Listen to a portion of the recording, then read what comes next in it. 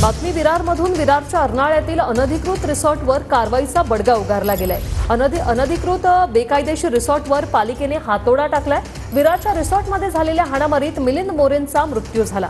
मिलिंद मोरे शिंदे गटाचे ठाण्याचे माजी जिल्हा प्रमुख यांचे पुत्र आहेत। मुख्यमंत्री शिंदेंकडून या घटनेची गंभीर दखल घेतली गेली आहे।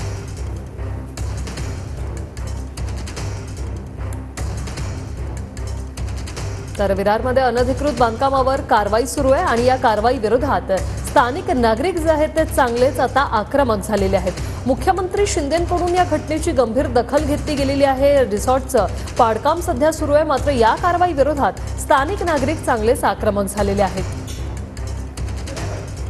कशा प्रकारे या महिला स्थानिक या ठिकाणी जमलेल्या आहेत। विरारच्या रिसॉर्टमधील हाणामारीत मिलिंद मोरे यांचा मृत्यू झाला आणि याची दखल मुख्यमंत्री एकनाथ शिंदे यांच्याकडून घेतली गेली आणि या अनधिकृत रिसॉर्टला पाडण्याचे आदेश देण्यात आले। या रिसॉर्टवर सध्या तोडक कारवाई सुरू आहे, मात्र या कारवाई विरोधात नागरिक आक्रमक झालेले आहेत।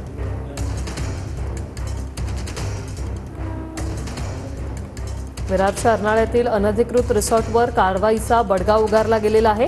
अनधिकृत बेकायदेशीर रिसॉर्टवर पालिकेने आता तोडक कारवाईला सुरुवात केलेली आहे।